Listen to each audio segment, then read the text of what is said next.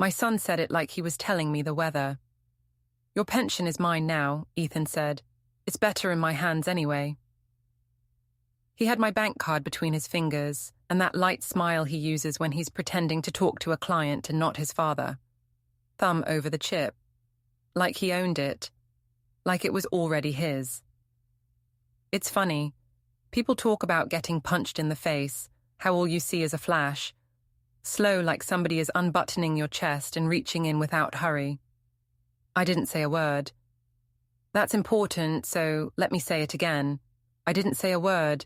I just watched my only son toss my card on the kitchen table, like a bartender closing out a tab. It bounced once and slid and stopped against the coffee ring I never wipe. He said some other things. Most of them were about responsibility and trust, and how I wasn't great with numbers at my age. At my age, I'm 65. I'm retired, but I'm not senile. 41 years doing front end, brake lines, and steering columns at Keller's garage gave me better math than his fancy degree. You don't survive that long in a shop if you can't run numbers in your head. You also don't survive that long if you swing first. People forget that part. The patience part. They see old and think weak. They don't see coiled. Ethan kept talking. You won't have to worry about managing bills.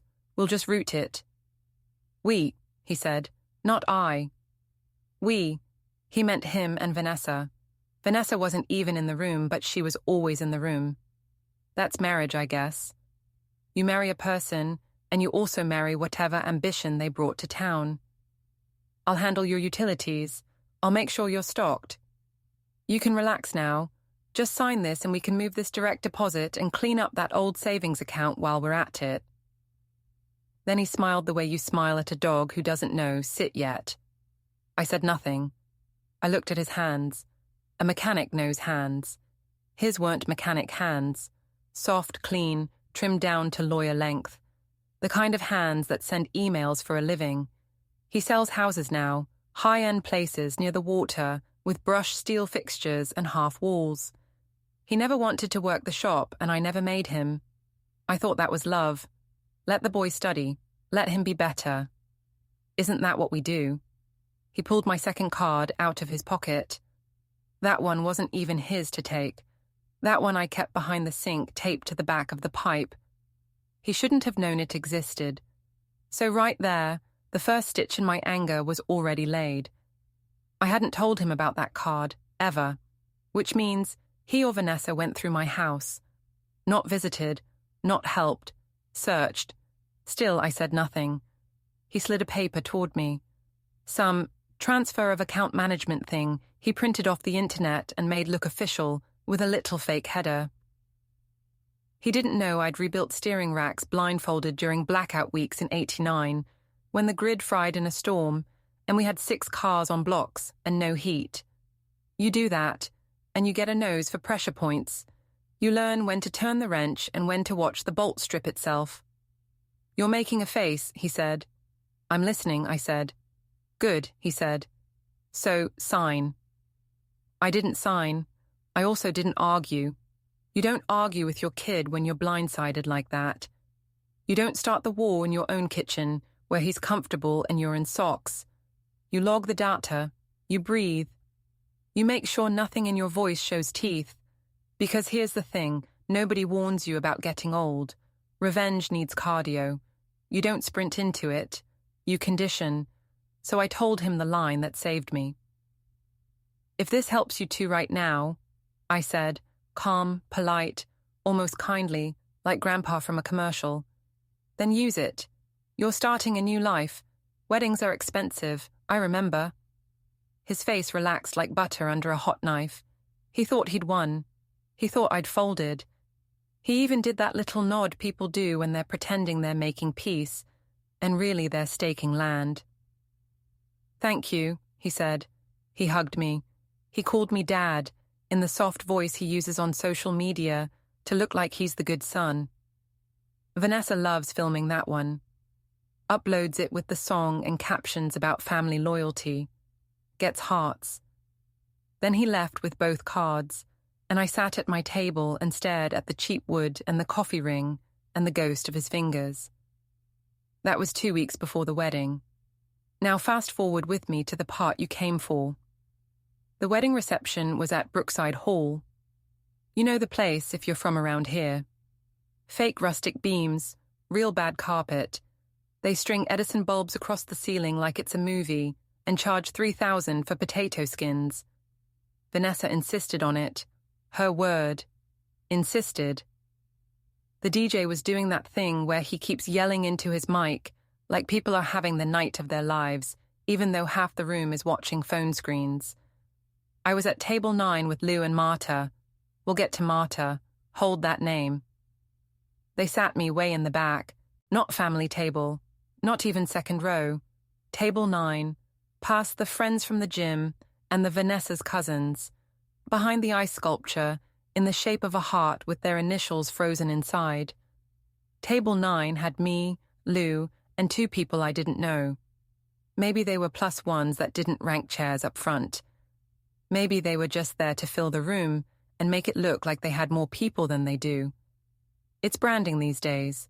You don't get married, you launch. I didn't mind the table. I minded the looks. You know the looks. The one where people lean and whisper and cut their eyes away when you see them. I can read lips pretty good for a man who pretends he can't read text messages without holding them 2 inches from his nose. He didn't even buy them a house, one of Vanessa's aunts said. Sure, let me just reach into my retirement and pull out a 3-bedroom on the water. I'm sorry, I forgot it's that easy. Lou leaned over. You good? He said. I'm great, I said. You're lying, he said. I'm practicing, I said. He snorted. You pull that face at me again and I'm calling an ambulance. I told you Lou is my friend. We were on round 3 of watered whiskey when it started. Vanessa had changed dresses between ceremony and reception. First dress was classic white lace, veil long enough to trip a man. Second one was tighter, flashy. Shoulders out, waist cinched hard like she couldn't take a full breath. She liked to be looked at. That was her sport. Hi everyone, she said. Can I have your attention for a minute? I just want to say some words about family. Her voice was sugar. Her eyes were stone. I knew what was coming. I just didn't know how public she would try to make it. Ethan and I believe in transparency, she said. Lou muttered, oh boy. She kept going. We want to start our married life with no secrets, no boundaries, no toxic patterns. We want full honesty and full unity. People nodded like this was group therapy and not a catered event with bacon-wrapped shrimp. And part of that, she said, is recognizing when it's time to pass the torch, to let the next generation take care of things. Then she looked straight at me. Isn't that right, Harold? I'm Harold, by the way. My friends call me Hal. She calls me Harold when she wants to sound respectful and hit me at the same time. I didn't answer. I just waited.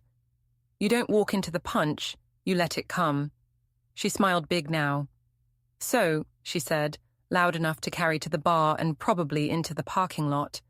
We thought this would actually be the perfect moment to do this, to show everyone we are one family. No more separation, no more mine and yours, just ours. I felt Lou tense beside me.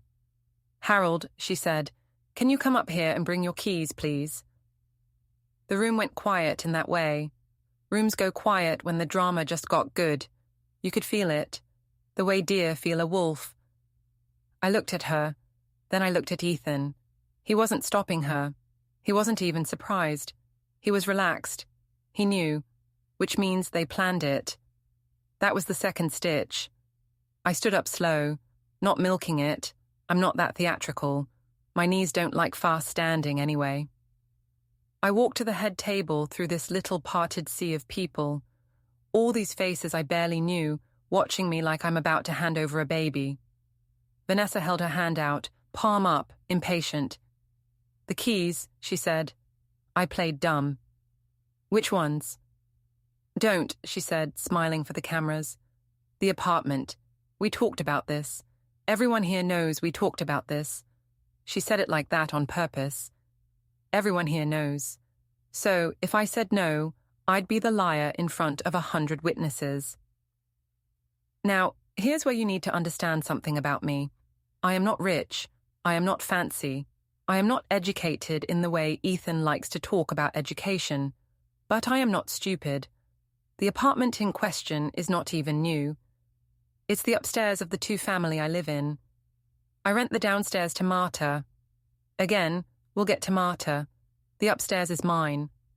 I paid that place off 15 years ago by doing weekend break jobs for cash and never taking a vacation. It's not big. It's not waterfront. It smells like old coffee and WD-40. But it's mine. And Vanessa thought she was going to take my keys at her wedding. I smiled. Sure, I said. The room let out this collective "oh" sound like they just watched a proposal in a sitcom. People wiped tears.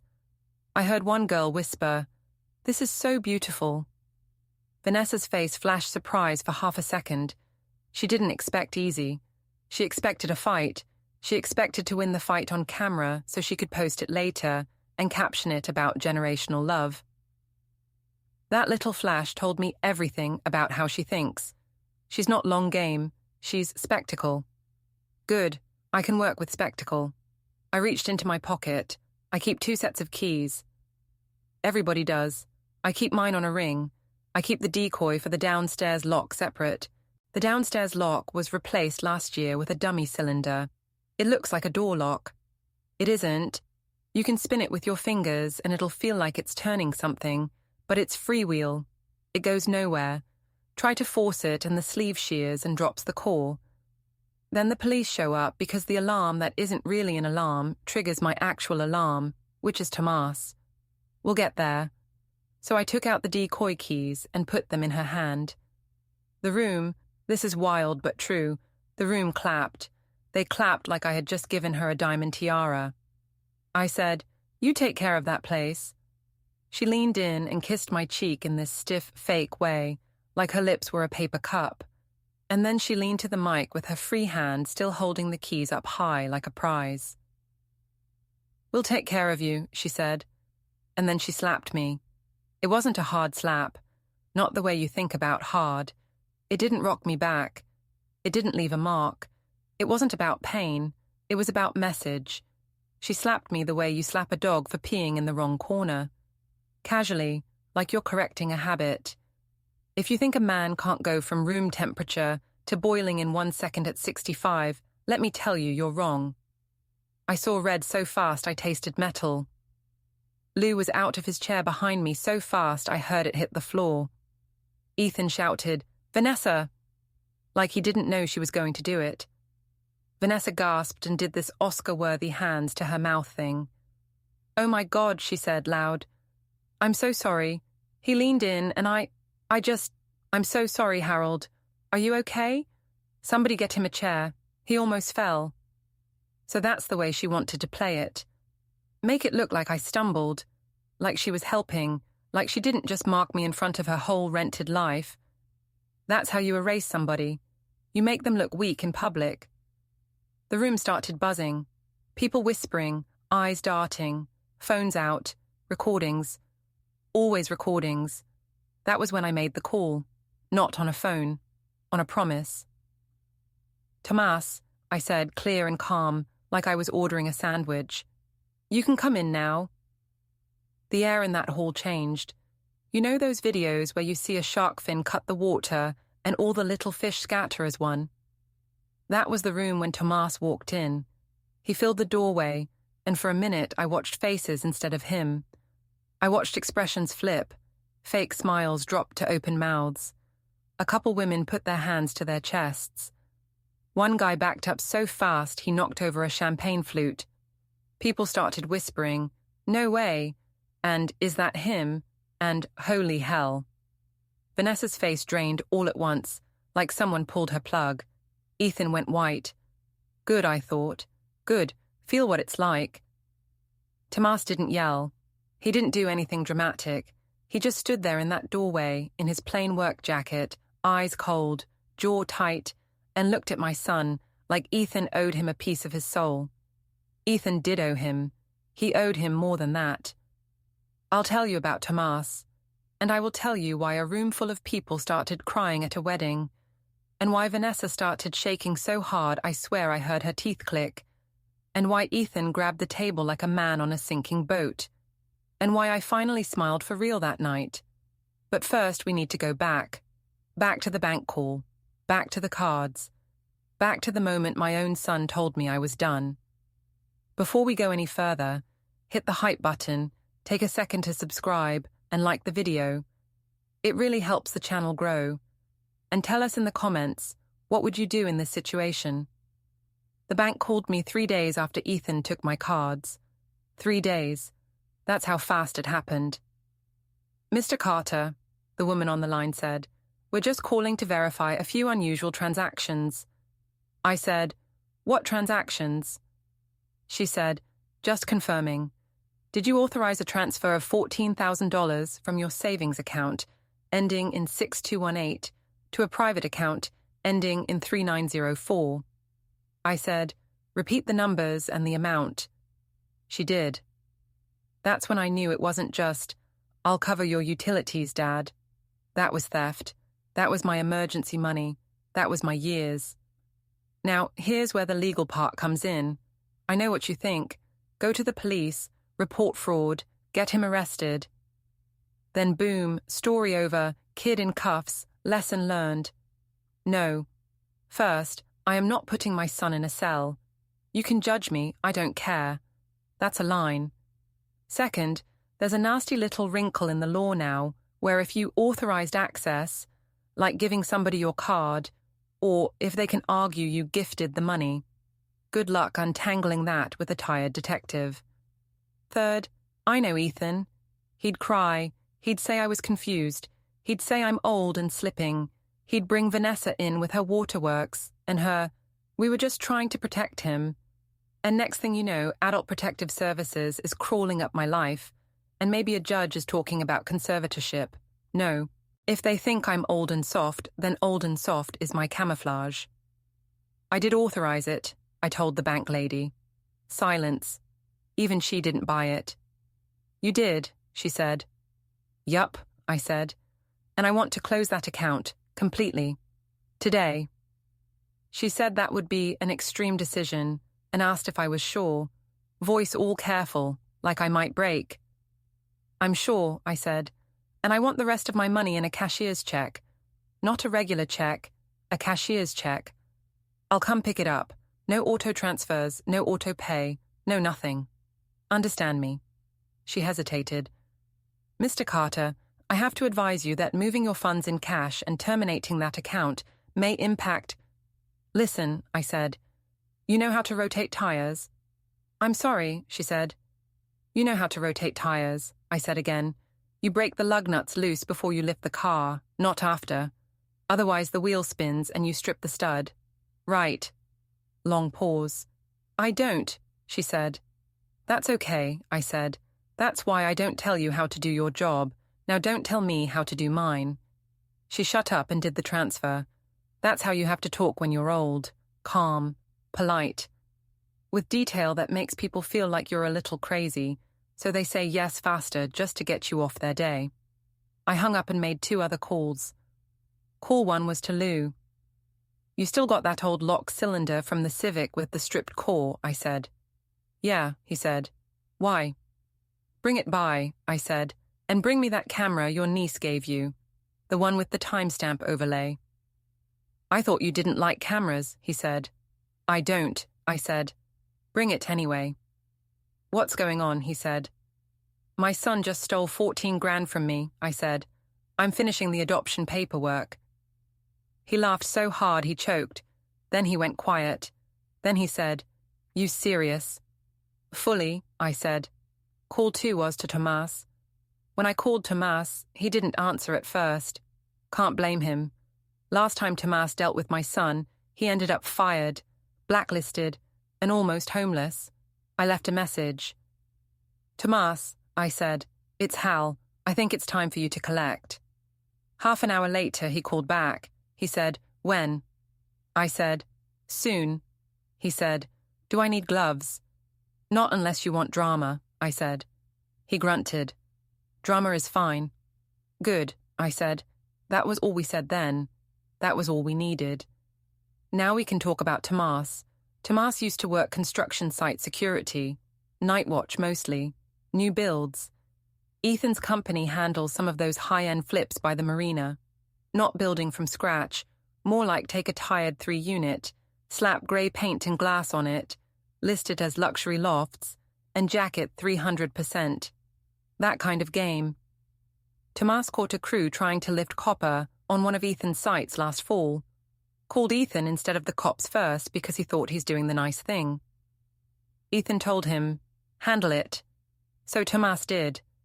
He kept the thieves there, talked them down, waited. Ethan never showed.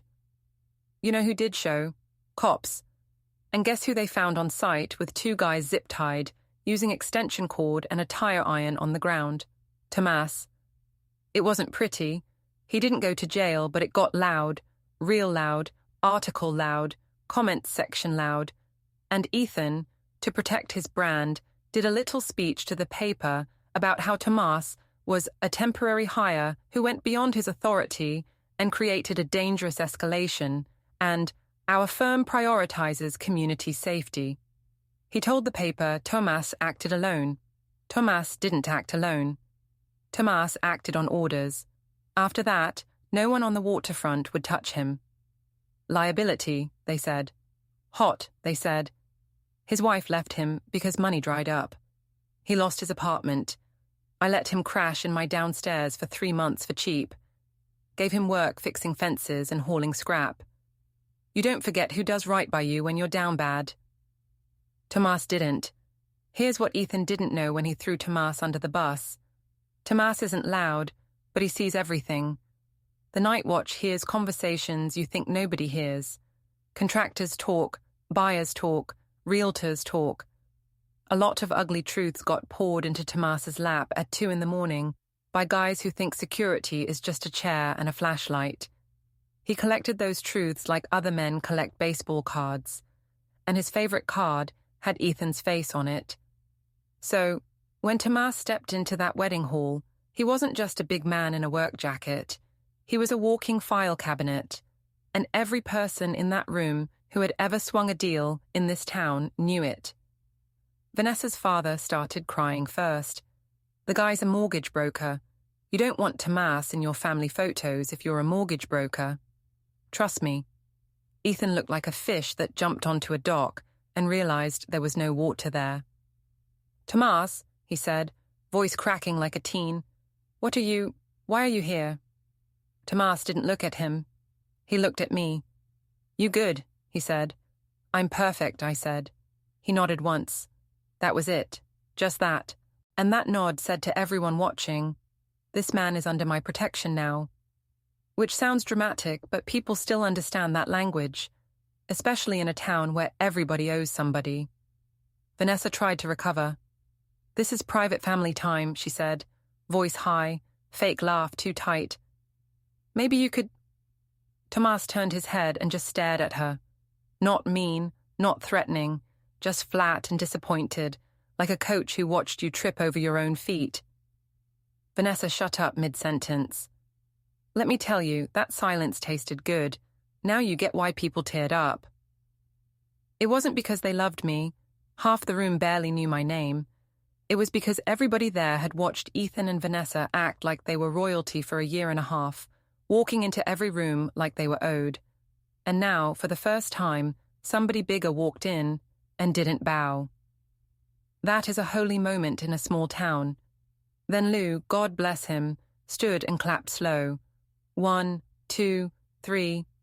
He wasn't clapping for Vanessa this time. The room followed. And that was the exact second the war became public. You don't get revenge by swinging wild. You get revenge by cutting arteries they didn't know were exposed. Ethan thought this was about the money. He thought I was mad because he took 14 grand and tried to take the rest. He thought I wanted my pension back. No, the cash was gone. I'd made peace with that the second I told the bank lady I authorized it. That money was tuition. That money bought me clarity. That money bought me permission from myself to finally do what needed doing.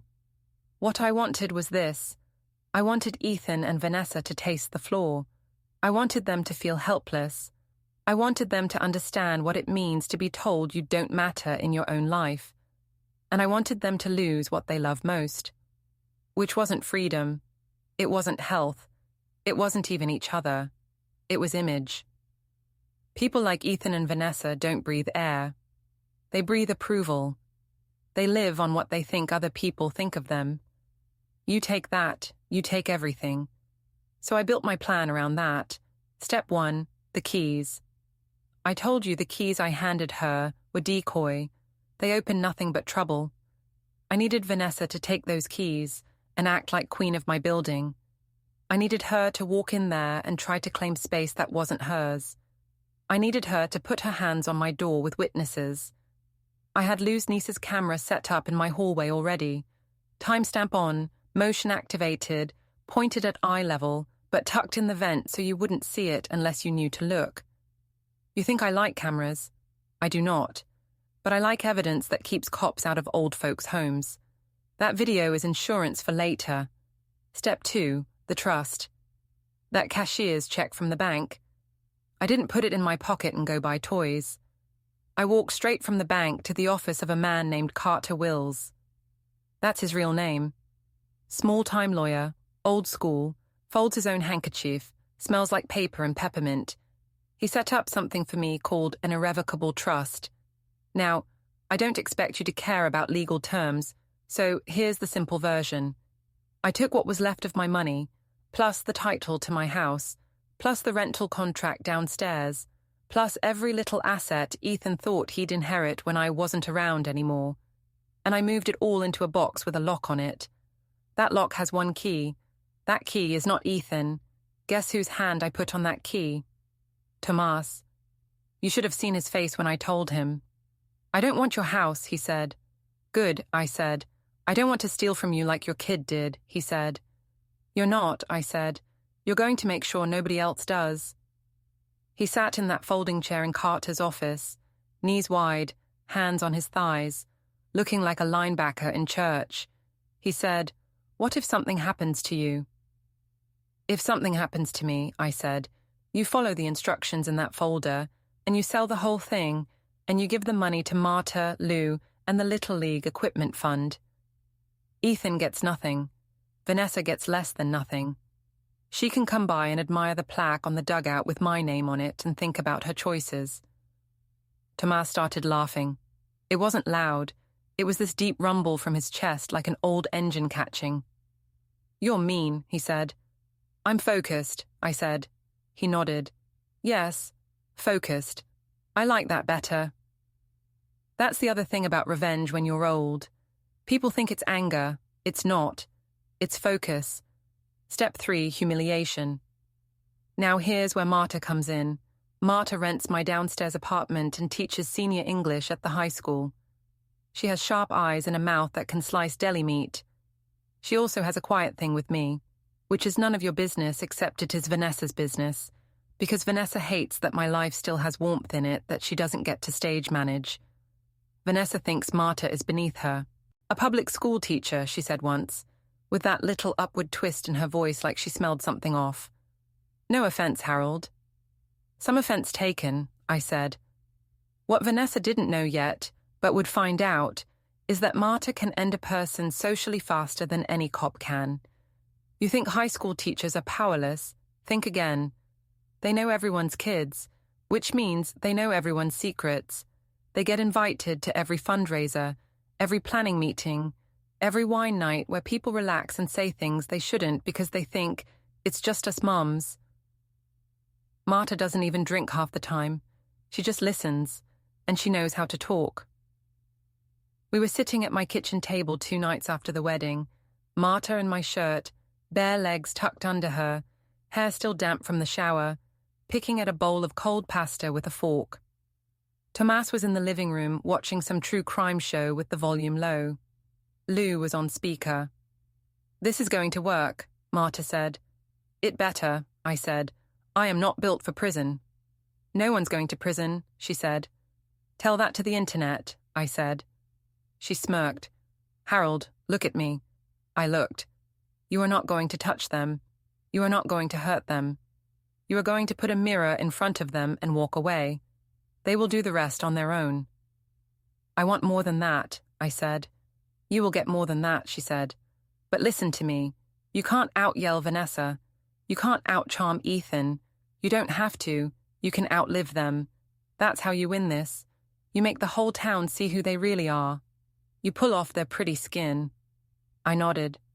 Okay, how? Marta licked her fork, thinking. Ethan's business, she said. The image is that he's a self-made success story, that he's honest, that he's clean. He's not clean, Tomás called from the living room. I know, Marta said without looking, but we can't just shout that. It sounds like sour grapes from Daddy when you do it. We have to make it feel like their own idea. The town has to think it discovered the truth. People only believe dirt if they think they're the first one smelling it. How do we do that? I said. Marta smiled. We invite the right ears to the gala, she said. The annual Harbour Renewal Gala is where rich people around here go to wash their names. They throw money at some Restore the Docks fund, get photos hugging kids in team jerseys, and buy silent auction baskets with things like weekend aboard a 32-foot bayliner and private wine tasting with Councilman so-and-so. It's where you shake hands and pretend you care about potholes while you angle for zoning favors. Ethan lives for that scene. Vanessa too. She likes the dresses and the photographers. Ethan likes the board members and the whispers. This year, they were invited as rising young leaders, and Vanessa wouldn't shut up about it. You could hear her brag from 2 houses away the week before. We're finally being recognized, she told her mother on speaker while she sat in the salon, because yes, she takes calls on speaker in public like she's doing a press conference. We're sitting at the main table, right next to the Harbour Authority chair. It's huge for Ethan's brand. I told him to wear the navy suit and the brown shoes. The brown shoes make him look trustworthy. The brown shoes. I can't make this up. So Marta's plan was simple in concept and evil in execution.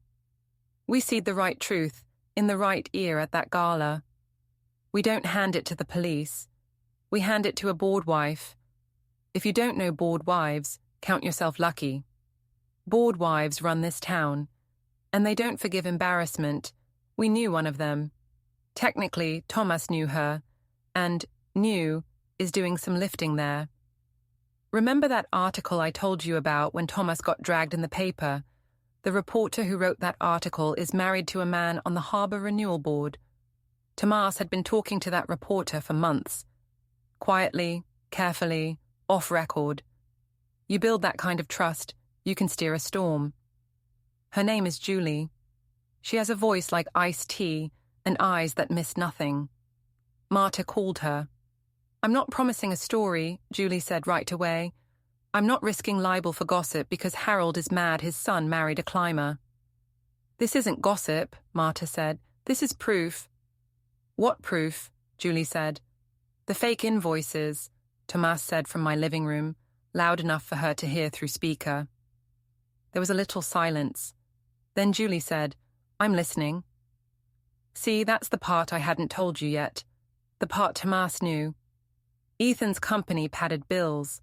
Not just padded, inflated.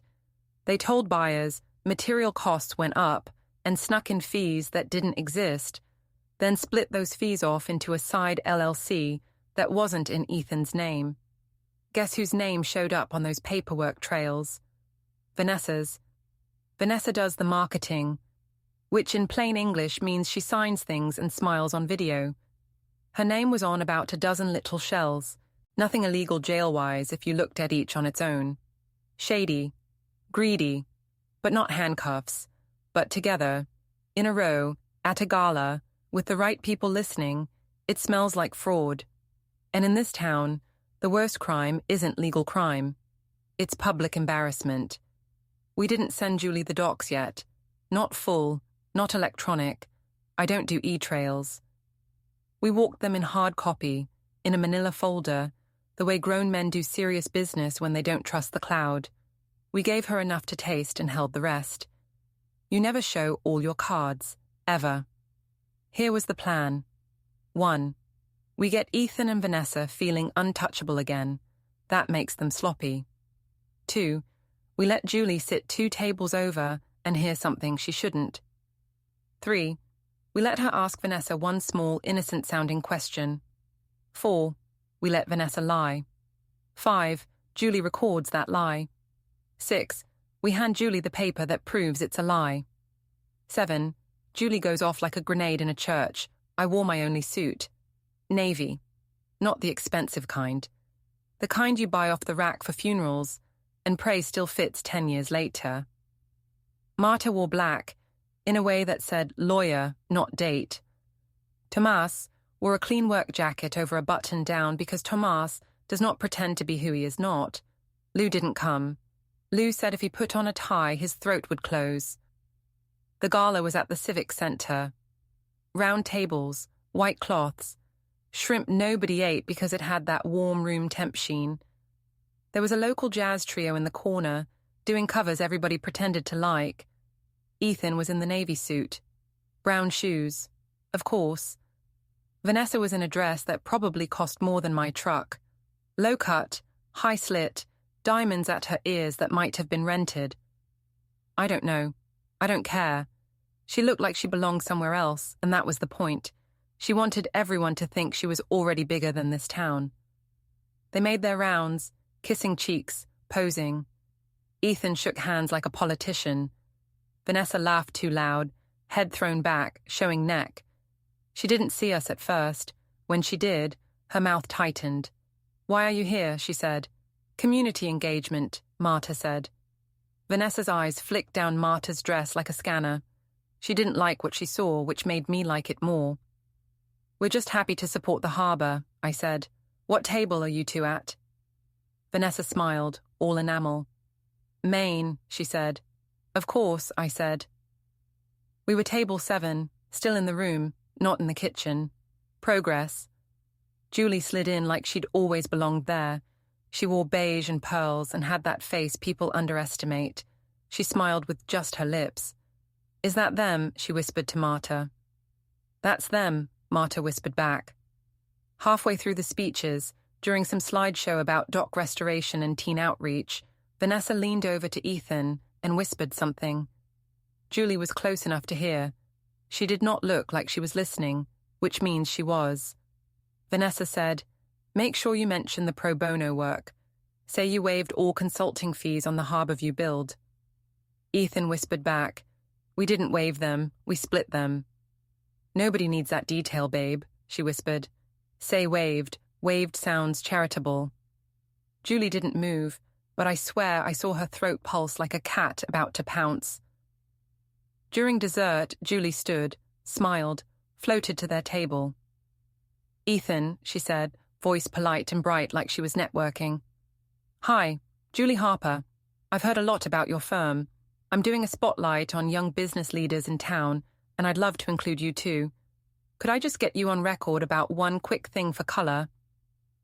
Vanessa lit up like a Christmas tree. "Press. She lives for press." "Of course," she said. "We love giving back. Ask anything." Julie said, "Pen out, phone out.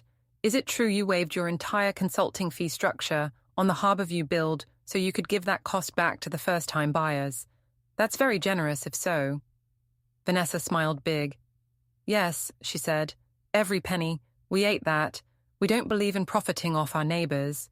We just want to help this town grow." Ethan smiled and nodded like a bobblehead. He did not correct her. Julie smiled too, like a shark smiling. "That's beautiful," she said. "Thank you." She walked away. Right back to our table. She sat.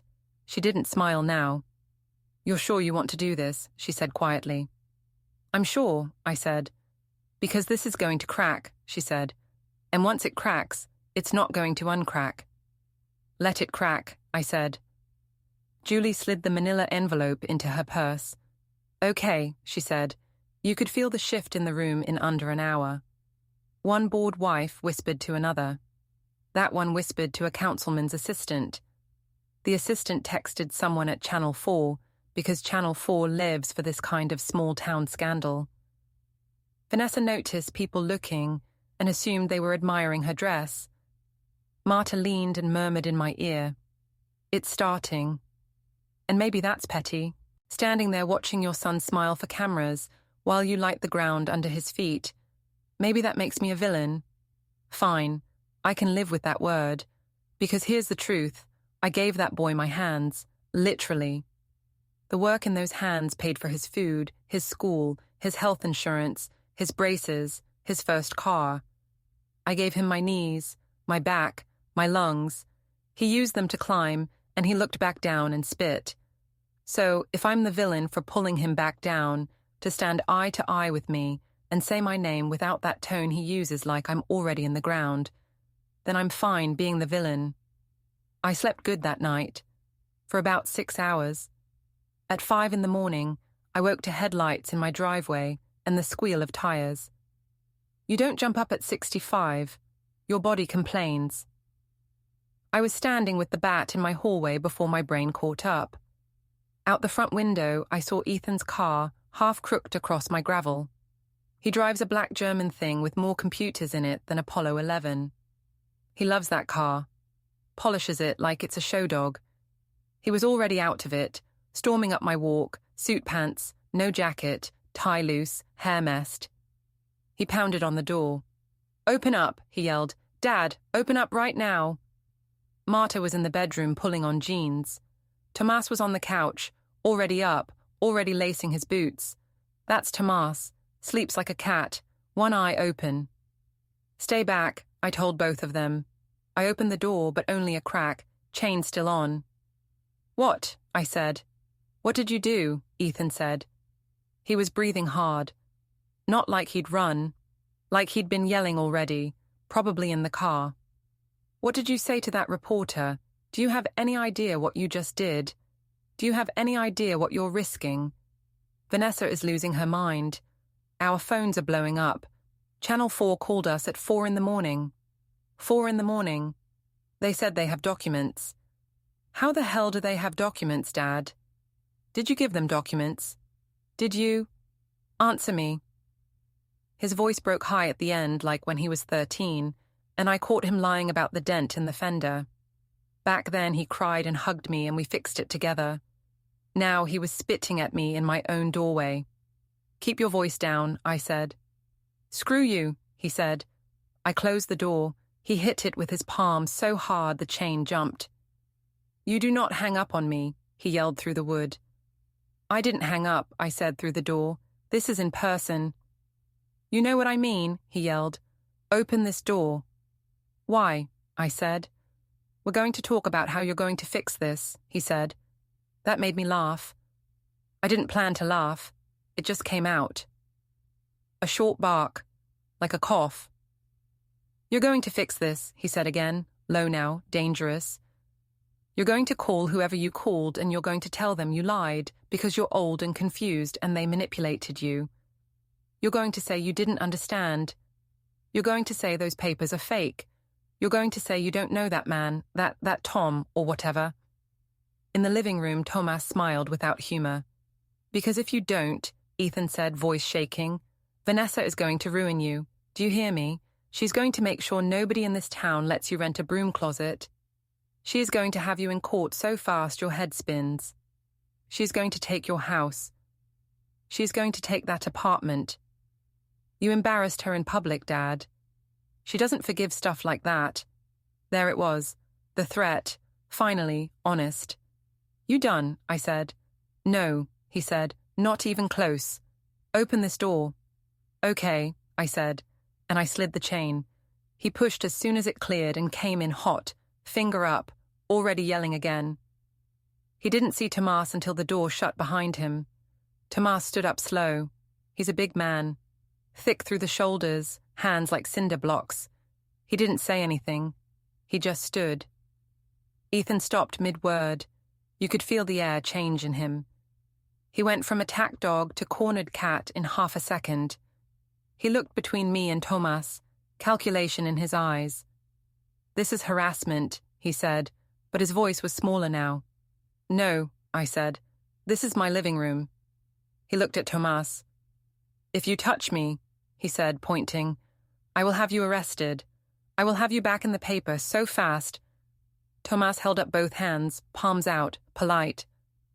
I'm only here to watch, he said. Ethan swallowed. Sit, I said. I'm not sitting in this dump, he snapped. This dump will own you by lunch, I said. Sit. He sat. That's when I leaned forward and put my hands on my knees and told him the truth in one clean line. It's over, I said. He blinked. What? It's over, I said again. You and her, the brand, the glossy photos, the brown shoes that make you look honest, the way you talk to me like I'm a piece of old furniture you haven't decided to keep or toss. It's done. I'm done playing nice.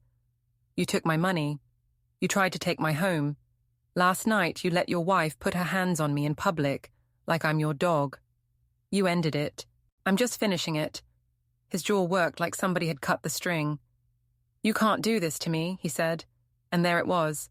The pure part. The naked part. Watch me, I said. He laughed. It came out high and cracked. You're broke, he said. You don't have anything left to hurt me with. We already moved your money. We already control the cards. You think you scared us with that guy at the wedding. That was theater. Vanessa barely flinched. You're not scary. You're sad. You know what's wild? I felt sorry for him for a half second. Honest, because he really believed it. He thought the only power in this world is the balance in a checking account. Why do you think I'm broke? I said. He snorted.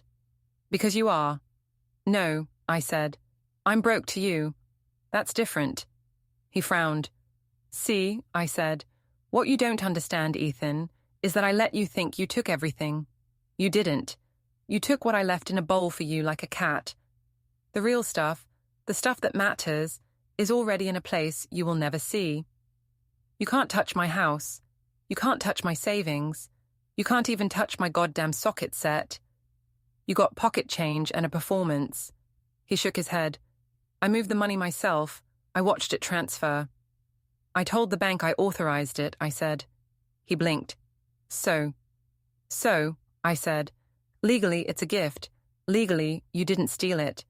Which means legally, there's no elder abuse case you can fake on me in court about how you had to step in because your poor, confused father was being financially irresponsible. Which means you can't get conservatorship. Which means you can't get a judge to freeze my assets and put you in charge. Which means you can't touch anything I didn't already hand you. Which was crumbs. On purpose. His face went white. He hadn't seen that move. He'd thought he had leverage. He thought he could paint me as senile to a judge if he needed to, use it to take the rest. He thought Vanessa could cry on cue in front of someone in a robe and walk out holding papers that made her queen of my life. He's seen it on TV. He thought that's how it works. I watched him realize the door was closed and nailed shut and welded. Then I gave him the next cut. And the trust, I said. The what, he said. The trust, I said. Everything I actually own is sitting in a box with Tomás's name on the lock. If I choke on a chicken bone tomorrow, you get nothing. She gets less than that. You can't sue for it. You can't contest it. You can't even see it without Tomás in the room and me alive to say you can look. You'll be 32 years old and renting from strangers while the Little League field gets new lighting paid for by the house you thought you'd inherit. He stared at Tomás like Tomás had just pulled a gun. Tomás just shrugged. This is illegal, Ethan whispered. No, I said. It's not. You can't do that, he said. I just did, I said. He sat back. He looked small in that chair. For the first time in a long time, my son looked like a kid again. Not in the sweet way. In the lost way. He swallowed, wiped his mouth, looked at me. What do you want? He said. Now that is a good question, right? That's the question. That is the point where most fathers soften. Most fathers say, I just want my boy back. Or I just want respect. Or I want us to heal. Not me. I want you ruined, I said. He flinched like I'd hit him. I leaned in. I want every person you tried to impress to see what you are, I said. I want you to feel the cold that I woke up in when you looked me in the face in my kitchen and said, "Your pension is mine now." Like it was nothing. I want you to know what helpless tastes like. I want her to know it too. I want her to feel it every time she looks at a camera and realizes nobody's watching anymore. His eyes went wet. "Dad," he said. "Don't," I said. He shut his mouth.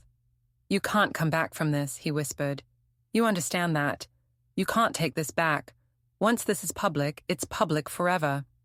"I know," I said. "That's why I'm doing it right." He stood up so fast the chair scraped. "I'm not going down for you," he yelled. "I'm not going to let you drag me under because you're old and bitter and jealous I built something real. I'm not going to let you tell lies about me to your bar friends and your little girlfriend and some thug with boots. I'm not some joke you get to play tough with. I'm your son. You owe me." I laughed again. Couldn't help it. This dry sound came out of me like sand. "I owe you," I said. "Yes," he said. There it was, the last stitch. "Get out of my house," I said. He pointed at me, shaking, mouth open like he had one more thing to say. Then he looked at Tomás again and thought better. He stormed to the door, yanked it open, stomped down the walk. "Watch this," I said to Tomás. "What?" Tomás said. "He's going to do something stupid," I said. "Follow me." We stepped outside in time to see Ethan yank his car door open, slam in, and gun it in reverse so hard he sprayed gravel like birdshot. One of those stones cracked my porch light. He threw it in drive and tore off down the street, tires screaming. "Stupid like that," Tomás said.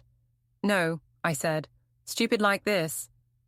I grabbed my keys, the real set, and headed for my truck. Marta came to the door, hair messy, face pale. "What are you doing?" she said. "Cardio," I said. Tomás laughed. We were in my truck in under 30 seconds. Tomás riding shotgun because there's no world where Tomás lets me chase a panicking 32-year-old alone at dawn. We followed Ethan at a distance. He drives angry. I drive angry with experience. There's a difference. He blew through 2 stop signs. I slowed at both. I don't need a ticket on top of the morning I'm having. He headed toward the waterfront district, toward his precious Harborview builds. Good, let him run to his castle. He whipped into the lot of his newest project. A 3-story mid-refurb with fake barn doors on the balconies and a sign out front that said, in clean sans serif font, Harborview Luxury Living, phased à 2, now leasing. I personally hate that font. It looks like a robot pretending to be classy. The site was mostly done, paving not finished yet, lot still loose gravel and mud from last night's rain. A backhoe sat idle near a stack of pallets. No crews this early on a Sunday. Ethan jumped out of his car and went for the side door like a man trying to outrun gravity. We pulled up slow. "You sure?" Tomás said. "I'm sure," I said. "You're not 30 anymore," he said. "That's offensive," I said. "It's factual," he said. "Still offensive," I said. We went in. Inside was raw. Drywall up, paint on, fixtures in, but no staging yet.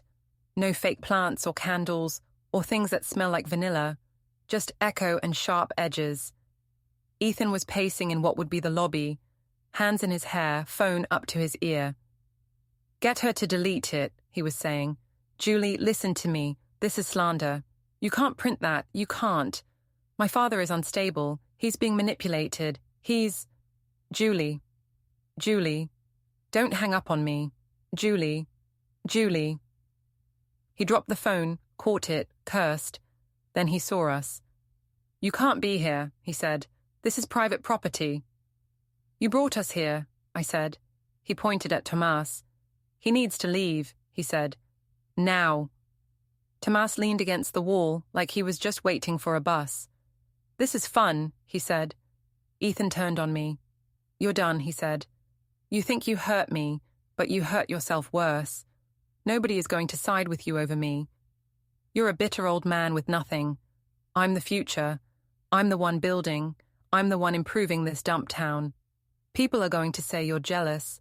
They're going to say you lost it. Vanessa is already getting messages of support. People are disgusted at how you ambushed her at the wedding. You think you embarrassed her. You just made her a victim. She's getting followers by the second. You're making us bigger. He smiled like he'd just found a lifeline. That's the thing about attention, Dad, he said. There is no bad kind. You can't ruin people like us. We're built for it. I nodded slow. So that's what you think, I said. That's what I know, he said. Good, I said. Then live that way. He frowned. What? Live that way, I said. Live in it. Every second, every room, every time you open a door, and the person on the other side looks at you and thinks, oh, that's the guy who fakes invoices and lets his wife slap his father in public for clicks. Every time you shake a hand and feel how fast they pull it back. Every time you walk into a bank and they smile but their eyes don't.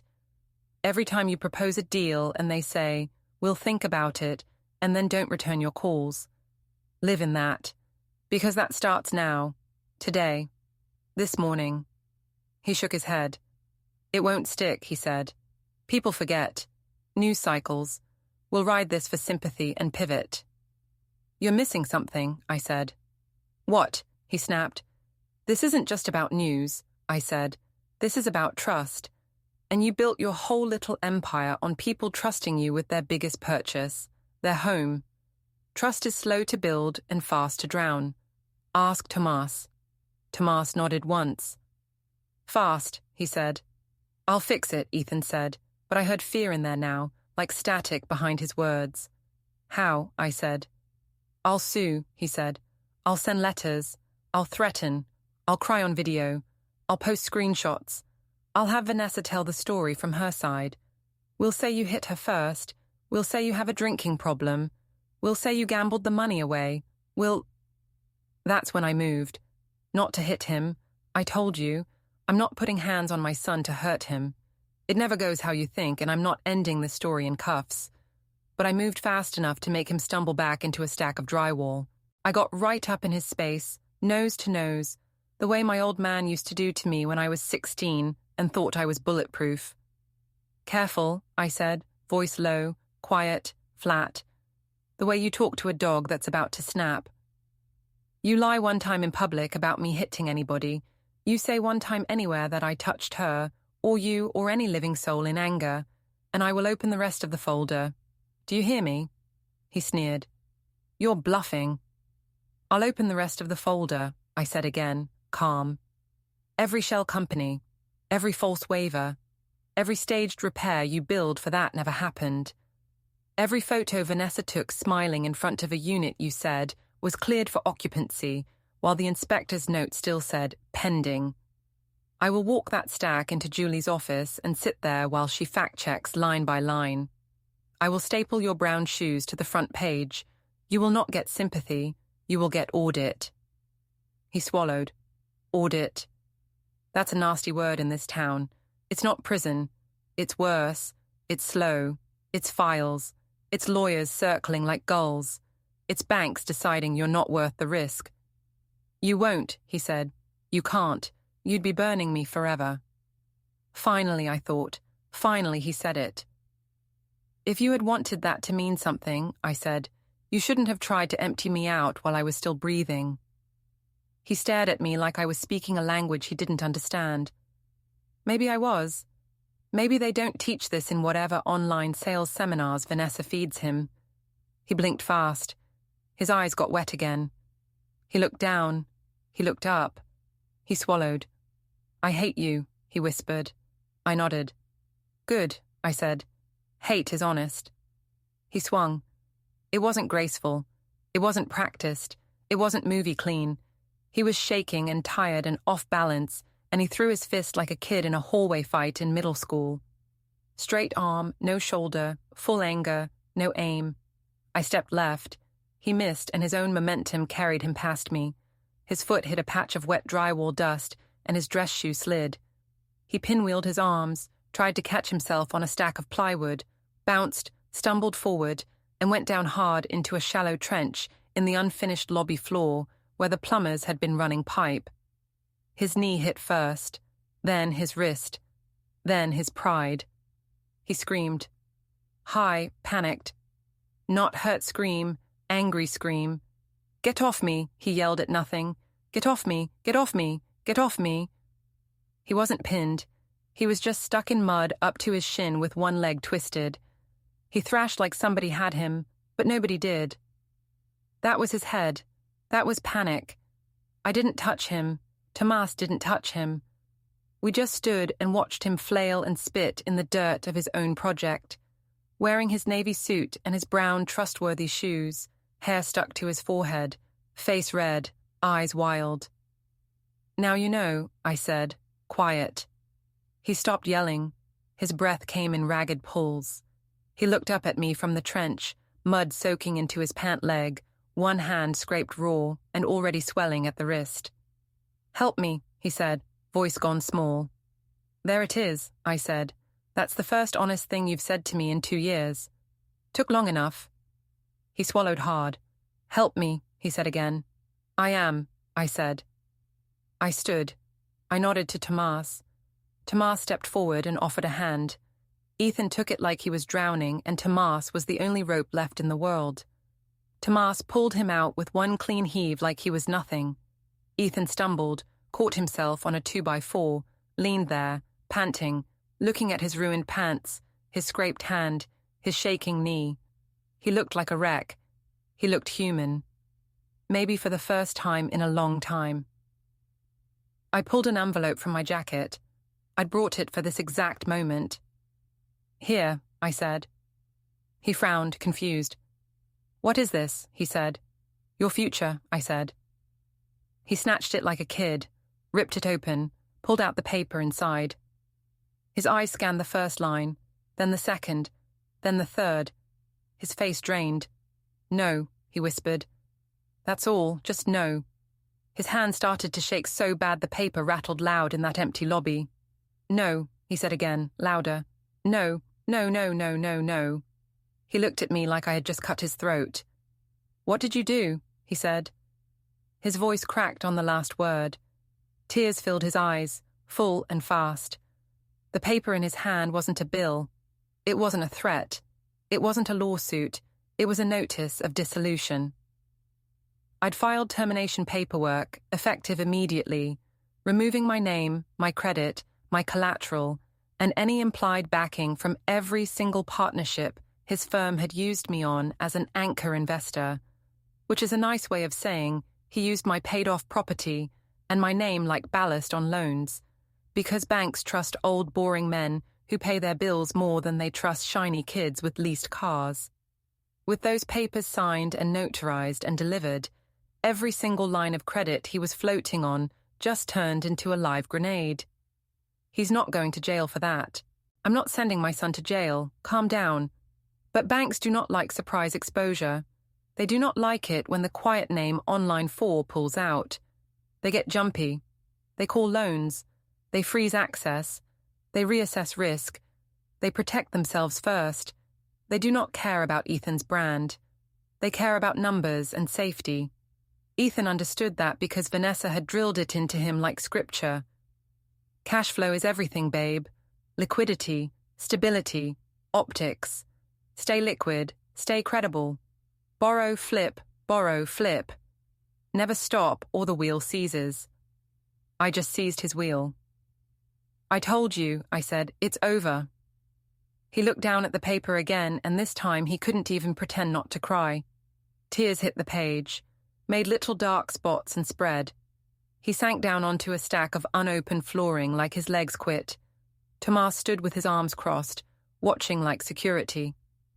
Marta stepped through the doorway then, slow, calm, eyes sharp. She'd followed us in her own car. Smart woman, always gives herself an exit. She looked at Ethan. She looked at me. She looked at the trench. Is it done? She said. It's done, I said. She nodded once.